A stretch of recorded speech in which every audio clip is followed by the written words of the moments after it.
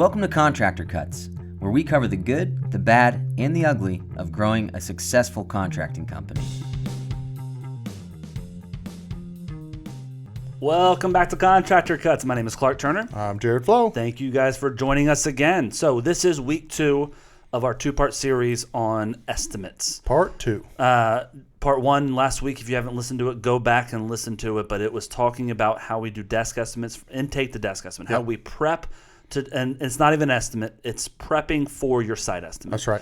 And we dive deep into going in, doing a desk estimate, getting prepped, and knowing that what you're going to be looking at and making sure that the client is happy with the numbers prior to showing up, the ballpark number that is.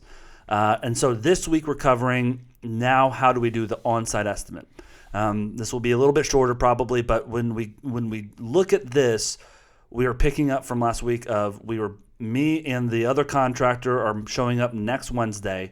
And I've done a desk estimate. I know what they're looking for. I know $35,000 to $45,000 for that new kitchen is right in their ballpark. Mm-hmm. I've got a full list of everything. And so I'm going to show up to the estimate on Wednesday. You as other contractor are going in blind next Wednesday. Well, I know we're doing a kitchen. Yeah, you knew we were doing a kitchen probably. Right. And so that's where we're picking up going into next week, next Wednesday for our site estimate. So I've put it on my calendar. I know I'm going to be out there on next Wednesday. We've already done our desk estimate. When I show up to that site estimate, I am going to show up with the most important thing, a printout of my desk estimate. Mm-hmm. Right? I wrote it all out. I've got kind of my notes on there. I've got everything in there. And some of those notes you've already clarified because you've gone through with the client and asked some of those over the questions. Phone call. Yep, that's right. Yep. So I've got that printed out. I know what we're looking at. I've got my notepad. I've got my quote. And so I show up. Good to meet you. We've already had 2 conversations before then, right? Mm-hmm. We know each other. I show up. What's the first thing I do when I walk into that estimate? Well, first thing that you do when you walk into that estimate is you're not trying to find what the client wants to do. Mm-hmm. You're going in and you're walking into the area and talking to the client. Tell me about your vision. I want to hear. What are you when this is done, Mr. Client? What are you excited about? What is this going to look like? Yep. Getting a vision and kind of getting the opportunity to dream with the client. Yep. And kind of engaging on that level instead of okay, you want this. Okay, how many square feet is that? Mm-hmm. And where it's a distracted connection. Yep. As a normal guy who's trying to get all the details and the measurements all at one time. I'm able to go in and have a connected conversation with them. And before I do that, one of the very first things that I do that I love to clarify with the client is I want to take some time and just go over this estimate that we've already talked about. I've got a clear idea of your vision. I want to hear a little bit more about it, maybe some fit and finish. And once we're done with that, I'd like to have an hour to just go around and do my measurements so that I can focus on that and have clarity and don't miss any of those details. From the very, very beginning, give me the time that you and I can just talk and dream and think about some different things. And then once we're done with that, I'll need a little bit of time to pull out my tape measure. I don't want to be doing that when I'm engaging and talking with my clients. Very first thing we do is set expectations. That's what right. We're always doing. And so right. what we coach everybody on is I let the client know there's 2 phases of this estimate. Yeah. I'm going to sit with you. We're going to walk. We're going to dream. I want to hear exactly where we're going with this. But then after that, once I feel like we got a full picture of what you're looking to get an estimate on, I'm going to walk around, get my measurements and pictures. I'm really bad if I'm trying to talk and do that. So if you give me permission, after we're done, I'm just going to take a minute by myself and get all my pictures and all my measurements to make sure I capture everything. And the client's like, yeah, makes sense. Yeah. Well, and another thing that you clarify in that spot is, for us, our project managers, we train them to take pictures not of just what you're doing, but the surrounding areas as well. Yep. Maybe down the hallway, maybe any connecting rooms that you might not be working in, but your guys may be coming in and out of, and clarifying that with the client. I'm going to be taking pictures of all the surrounding areas so that we have a good picture of everything. And if maybe down the road you had some other questions or something you wanted me to handle for you, I've already got pictures of it. Two reasons for that. One, we quoted the floor in the kitchen. They say, you know what, we do want to run that hardwood into the living room. Well, now I've got a picture of the living room with roundabout measurements that I can take. That's right. Second reason we do those pictures is, and we can tell the client this too when I'm getting ready to take the pictures, I want to make sure that if my guys walk in here with a ladder, I've got proof that it's their fault. That's right. I need proof that we damaged your wall, and so if I got a picture down your hallway with no damage on it, I'm covering you to make sure that we take care of that. That's right. And what we don't tell them, but the truth of it is, if they've already got a ding on that wall, I'm not going to be fixing it because you pointed it out now. Exactly. Right. I'm not paying to have it repainted when it was already had that scuff on it. That's right. So pictures, we discuss what we're going to do. So we're walking into this estimate, and imagine the experience of that client. I'm coming in saying, let's look at this. This is going to be a beautiful kitchen. So you're looking to blow that whole wall out. This is right. I already know what they're doing. Yeah. I'm already there. And my goal is to dream and find their vision and have a vision as big, if not bigger than them, for what that kitchen's going to be. That's right. I'm looking at pictures. Oh, they've got a family. Man, I bet you're going to have a lot of good family dinners at this table. Like, this seems like a great space. Blowing this wall out is going to open it up while people are in here cooking. You guys are connected. Yep. And, all so of that stuff. That's the first experience the client's getting. This guy is dreaming about this kitchen more than I've even thought about it. And this is going to be great. Like, this guy gets me. Mm-hmm. I leave. The next guy shows up. Jared Flow Contracting. Hey, so we're doing a kitchen here. Sorry, I should name it something else. It's all right. Yeah, but I'm here, and so you walk in, and the client says, "Yeah, it's over here." And so, okay, so what are we looking to do? I want a new kitchen. I want to take that wall out. Okay, so I'm gonna knock this wall out. What about cabinets? Do you want cabinets? New cabinets? Yes, I new cabinets. Okay, let me write that down. Hold on. Let me take a picture. Right, and so it is no connection with the client usually. Because most contractors think contracting is about delivering that product. If I give her a good kitchen, they'll be happy. Yep.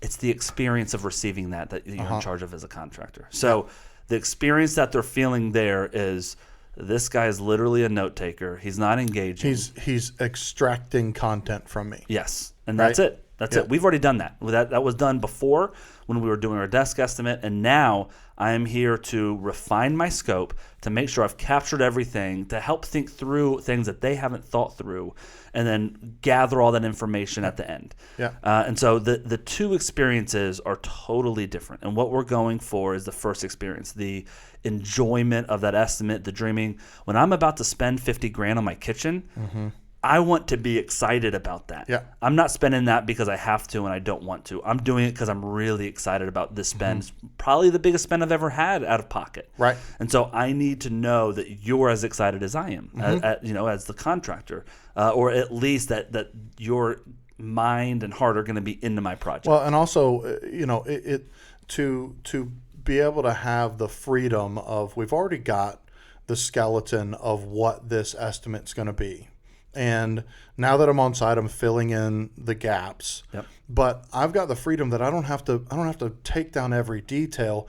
And so when I'm dreaming with the client and getting excited about it, I also, by my experience, can look at the space now that I'm in it and go, I know that you want that, but what if we did this? Find one thing. What if instead of doing this thing, we moved that this direction? It would allow for this space to now become a central point for you, for your family to be in, right? And it's the dreaming, but it's also using your expertise to take the client to a new space that they weren't able to think about because they don't understand construction. They don't understand that what you see is available. They didn't know that was available. Yeah. And the experience that the clients got in that space is like, you walk out and they're like, God, I'm so excited. This is going to be so cool. Yep.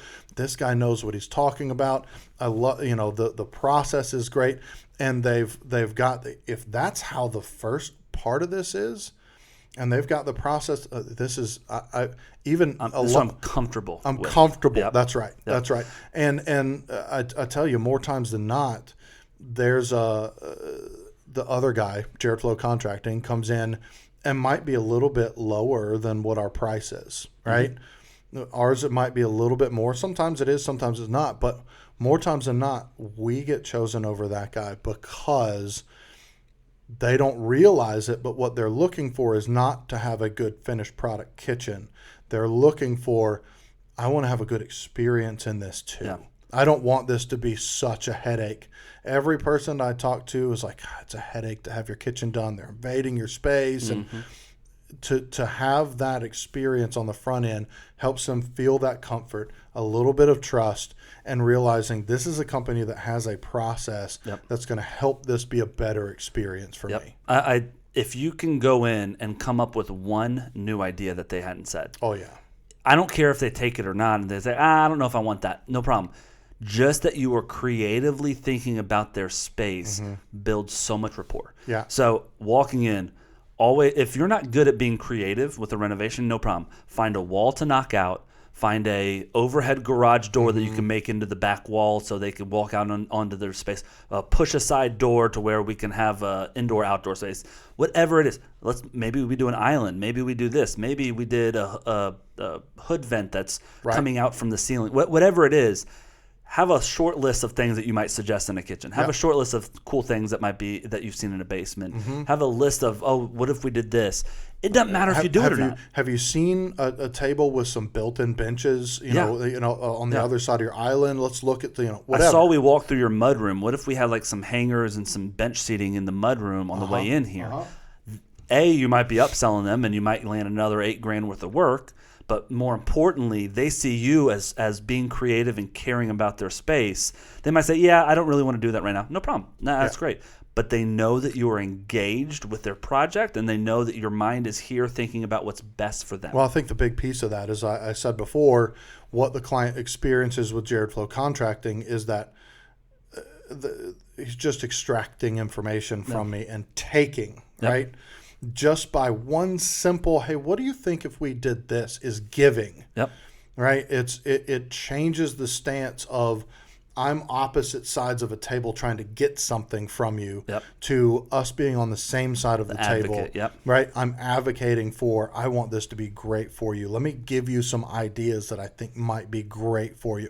Take them or not, but that stance changes the dynamic of it altogether. So now we've got that mindset. We're standing in the space. We've got our printed out estimate.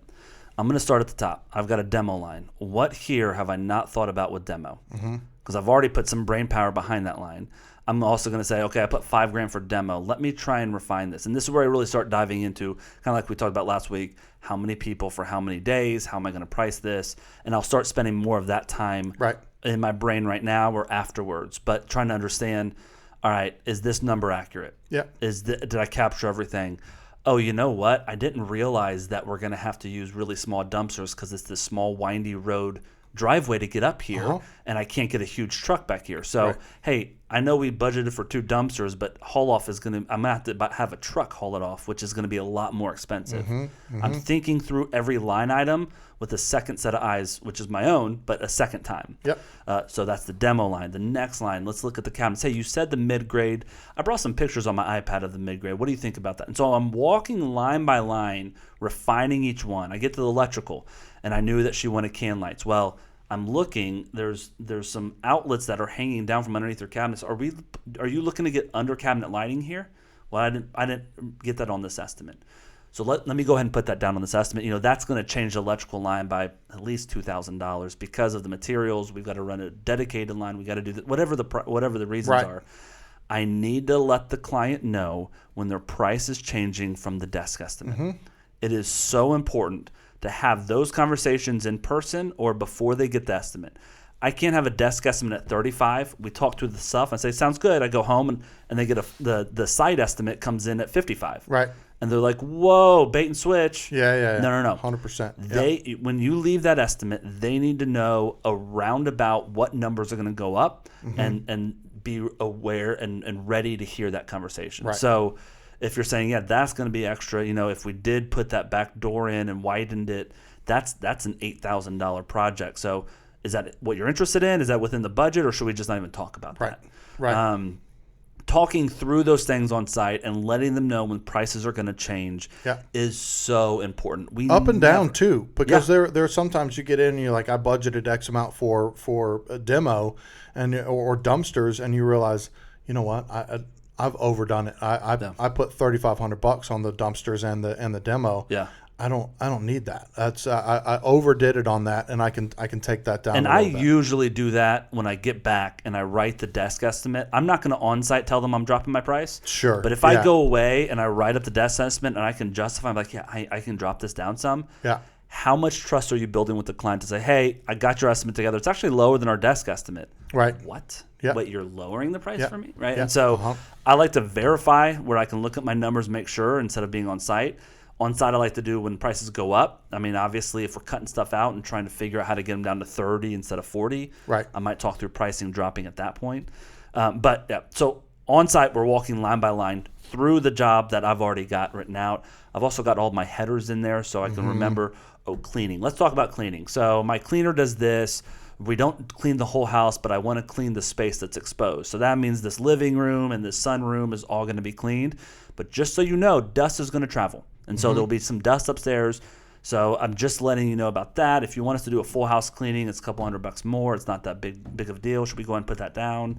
So I'm talking through every single line with the client as we're standing there. Right. The electrical line, I'm trying to see what else. Are we moving light switches? Are there outlets in the backsplash? Yeah. Looking at all that stuff. Yeah. I get that all put together. We've talked about any price variances that might happen.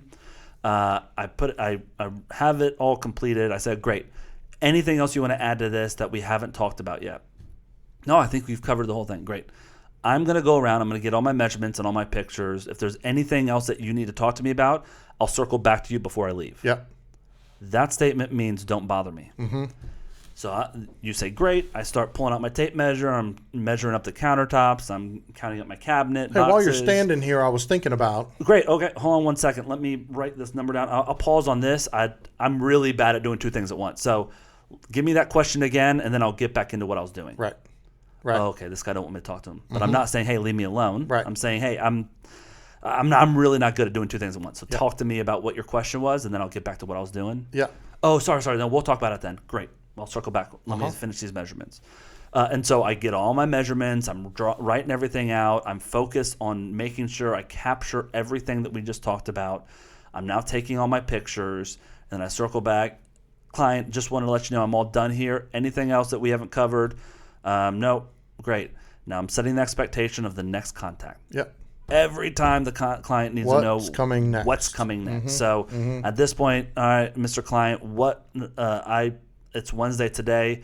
I've got time blocked on my schedule, which we didn't talk about yesterday, or last week. But the schedule, when you set up an estimate, you don't just put one time block for an estimate on your calendar. You put the time block for the on-site, and you time block on your calendar creating for when you're going to write the estimate up, right? Don't just do one because you're never going to get to write an estimate. Right. So I already have on my calendar to write your estimate up tomorrow. So you should get an email me by the end of the day tomorrow with the finalized, revised estimate from here. Yeah. Any other questions before I go? Nope. Sounds good. Great. I leave. I go back. I make sure I do the estimate in the time that I allotted tomorrow. Do what you say you're going to do. I'm going to send that estimate to the client. If it's big price variance, I'm calling the client and talking about that price differences before sending it, right? Hey, I'm sitting down looking at this. I didn't realize this, but our cabinet pricing went up 20% because of the wood escalating prices. So that's another $2,000 that I didn't realize that I just verified with my vendor that pricing has gone up. So that was a miss on my desk estimate. So that's changed, but everything else looks fairly accurate to what we discussed. So I'm gonna send it over to you right now. Let me know if you have any questions about it. And if it looks good, right? What's happening next? If it looks good and you're ready to move forward, the next steps are I'm going to have you come into my office. We're going to do a client engagement agreement, which is really explaining to you exactly how the process works on site renovations. We know that everyone does them differently, and a lot of people haven't ever done a big renovation before. So we walk you through exactly what's going to happen, our expectations of you, and the expectations you should have of us. That's right. You're not agreeing to go with us. You're just coming in to understand the process before you sign with us. And that's the CEA that we've talked about many a time, setting expectations and how important that is. One of the things that I really love about that process is, we talk about how important the customer experience is. Yep. And one of the things that everybody in this business knows that is an experience killer is change orders. Yep. And a change order this week, and then next week, now we're into this part of the job. I'm going to have to change order for that and whatever. And it feels like a slow drip bait and switch. Yeah. Right? From doing a desk estimate to on-site to going back and writing up your estimate and kind of verifying some of your vendor numbers and whatever, all of that, you got an email from them of what they want. You walked them through over the phone. Hey, does this look right? Have we forgotten anything? You got on site and you were able to connect personally with them, and you went over it again. Is there anything? What do we need to add? Whatever. And you're constantly dialing that thing down. And what you end up with, there's always things that happen in change orders and whatever. But by nature of going through and doing that, you really get to a place where you've minimized the place where you're going to, a lot of change orders come from, I forgot. Yeah. Oh, I didn't realize, I said it. I said I wanted that under counter lighting. Why didn't you write it down? Like I thought it was in the estimate. Yep. And a lot of contractors say, hey, here's the estimate. If it looks great, just let me know and we'll get running. And they put the responsibility on the client of reading through the estimate and making sure everything's, is there anything missed? And they're like, I don't know. I mean, I think it's right. Can you give me that new kitchen for this? Then great. That's what we're right. gonna roll forward with. But going through the intricate details with them on multiple different times just solidifies the experience. You're not going to have all these crazy change orders. Yep. And if you do, most likely it's not because I forgot something. It's because I got behind. I went to pull up your floor, and half your subfloors underneath your cabinets are all rotted out. And I'm going to have to. There was no way for me to know that. Yep. Right. I think a great example of this, and what you're saying is absolutely the most important part of the desk estimate is I looked at this job 2 different days at 2 different times. Yep. I did the desk estimate where I dumped my brain of everything that could happen there. And then I did a site estimate where I can catch anything that I missed the first time. So if I just go to a site estimate, I write everything out. I've been taking notes. My hand hurts. I got to get to the next estimate. I'm out of here. And I wrote up an estimate, and I forgot to put appliances on there. Mm-hmm. That's that. Yep. If I did that on the desk estimate and I forgot to put appliances on there, I'm on site, I'm looking, and because I have the time to assess what I already wrote up and what's going on here, I'm going through, okay, that. We didn't do the refrigerator. We didn't do appliances. Hey, okay, let's talk about that, Jared. Mr. Client, there's no appliances on here. What is your plan? Do you already, are you going to Sub-Zero everything. Great.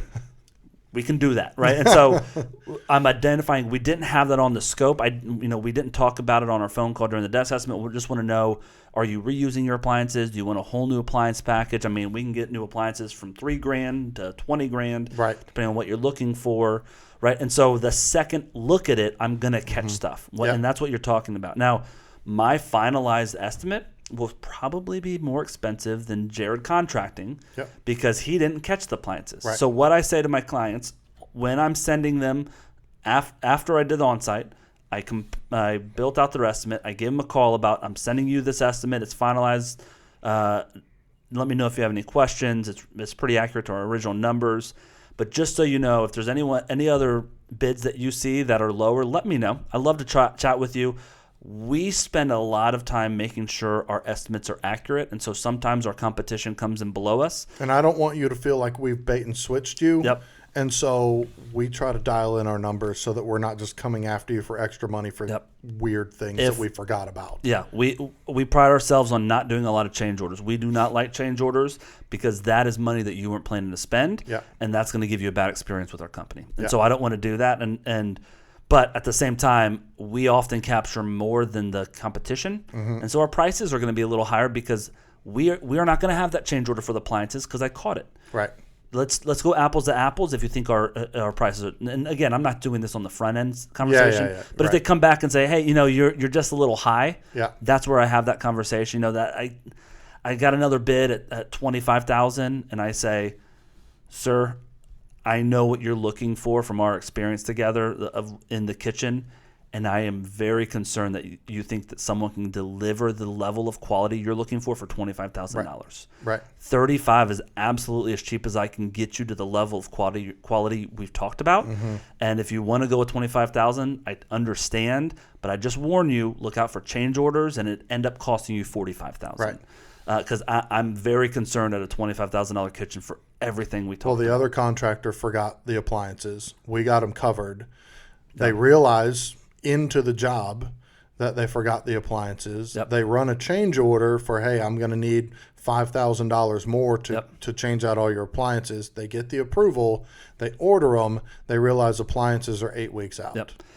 And all of this being put together, the pricing is going to be secondary most of the time. And if pricing is the only reason that they're picking you, you don't want that client. Right. The pricing is secondary, and the further down in the relationship you go. When I'm on date 5 and date 6, they're willing to overlook a little price difference because they want to be married to me as their contractor. That's right. Right. And so it's one of those things of, I had the first date of the desk estimate. I had my on-site. I did my revision. We had another 30-minute phone call about the revision. I then followed up and said, just come in and understand our process before making your final decision. Let's do a client engagement agreement. Right. You come in and you spend an hour and a half in my office with me understanding how my renovation works. And now it's time to make a decision. Do I spend $8,000 more with this company that I'm very comfortable with, or do I save myself $8,000 and go with the guy that was hard to get a hold of? Right. Well, and 10 times out of 10, they're going with us. you know, a perspective on that. Let's say I had, you know, a $50,000 kitchen. Instead of doing a kitchen, I have $50,000 that I want to invest in the stock market, right? And I call a guy, and the guy's like, "Yeah, just give me your money, and I will make you money back," right? Hour-long conversation, and he's going to make me some money. Or I have a conversation with a guy that's like, "Hey, what are you looking for? What kind of returns are you looking? Do you want to be?" But right, we're talking about investment and strategies. there are hours of time invested that guy is using his experience to understand exactly what I want. I would much rather invest my $50,000 with a guy who feels like he's going to take care of my investment. Yeah, my average return is going to be 9.5% annually, versus the other dude that's flying by the seat of his pants, like, "Oh, I'll get you 20% return." Yeah, sure you will, bud. Yeah, right. And so it's one of those comfortability. I understand this is the person I want to do my kitchen. Yeah. Worst case scenario, they pick the other guy for $8,000 less than you for that kitchen. You say no problem. You say, let me know if there's anything I can do in the future that doesn't hurt my feelings if you're going a different way. But if something goes wrong with that, please reach back out to me. Yep.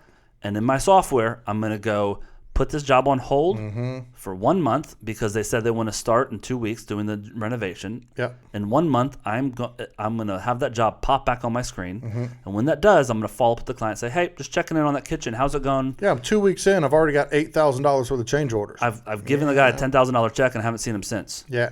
Okay. Well, if you want us to come in and help out in any way, please let me know. We land a lot of jobs that way by going back and the people that regret who are kind of scared to reach out, they'll reach out. You reach out to them. They're like, "Yeah, we can have that conversation about hiring you guys." So that is the process. Once we get to that spot, it goes into the next, which is the client engagement and signing the agreement and going into pre-construction. But the whole goal of the on-site is your second look, not your first look. You're refining, you're dreaming with the client, and you're really setting up the expectations, and most importantly, what's happening next. Yeah. And we're walking them through the sales cycle of making it very easy, non-resistance of this is what you got to do next if you're ready to move forward. This is what we're doing next if you're ready to move forward. Hey, why don't we go ahead and schedule you to come in if you're ready to move forward? And allowing them to let you drive the car, not having them calling, "Hey, am I going to get that estimate? Hey, what, I'm thinking about this. I wanted this change on the estimate. Hey, when are you going to," right? And so they're always coming after you. It's so much resistance. They're not going to choose you. And like we said in last week's podcast, the important part of this is setting up a systematic way that clients get estimates. Yep. Because by doing that, you can duplicate yourself. You are never going to hire someone as smart, personable, detailed, whatever your qualities are that have made your company successful to this point. you're never going to find the exact replica of yourself. Right. There's only one of you. There's only one. And so what we have to do is build these systems that replicate you that then you can train someone on. This is how it happens every time. This is how we deliver. And this is the most efficient way. And I'm building the efficiencies today, even though they're kind of efficient because I'm only doing 3 estimates, Right. to where in 2 years from now, when I've got a full team and we've got 100 estimates that we're doing in a month, it's super efficient, right? And so we're building that for long-term duplication, long-term growth, but also keeps you efficient now and makes the client experience you really well. Yeah. Well, and all of those processes, the desk estimate, the on-site, and all the different pieces of it that we just spelled out, they're all about customer experience. Yep. And that is the thing that you need to duplicate. Yep. That is the thing that I can bring in another person who has a working knowledge of how to install a 2x4, right? They know the business, but the customer service piece is that's the customer service. That's the thing that you're delivering to your client. You can train people on that if you've got a process for it. Yeah, I mean, they make the decision to spend their money with you before they've even had a touch of your product. Right. Right. The kitchen hasn't been started, and you either have made that money or lost that client. That's right. And so this is the sales side is the most important client experience to where they are comfortable giving you money to come into their house and do the work. Yeah. Yeah. Thank you guys so much for joining us. Listen. Check it out. If you're not going to be in Dallas at the end of June, you're missing out. We'd love to have you there. If you're traveling from afar, we've got some accommodations that can help you out. It's a one-day event. It's going to be huge. We supply you with lunch. That's part of your getting in. Everybody likes to eat. It's $199 right now. Still on our website. If you go there, it's only $99 for. I don't know how much longer, but that drops off soon. That $99 includes lunch. So one day to win. It's going to really help contractors. We're pretty excited about it. We're going to have some other people there that are going to give some individual coaching if you need it to help you kind of walk through some of building the next 12 months of your company's path to success. It's going to be really cool. There's not this big hard sell or anything else.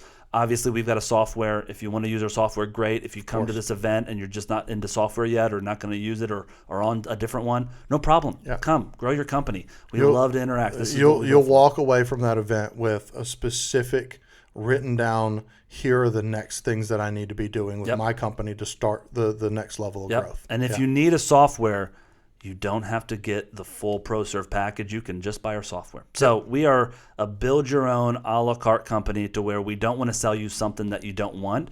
We want to support contractors in the way they want and the way they need. We've had so many struggles over 16, 17 years of building this. We love using those struggles to help other guys. We've kind of built around this is a big need and we can help there. This is a big need. You need a software to organize. We've got bookkeepers on with us that on our platform that you can use to keep your QuickBooks organized. We got everything for you. It's a la carte. What do you need? And let's build to what you want to spend and what you want to need, where we can help you the most. Or if you just want to come to the event, come to the event. Check it out. $99. You're going to get a really good launching point for planning growth and duplication. That's right. Thank you guys so much for listening, and we'll see you guys next week. See ya. Thanks.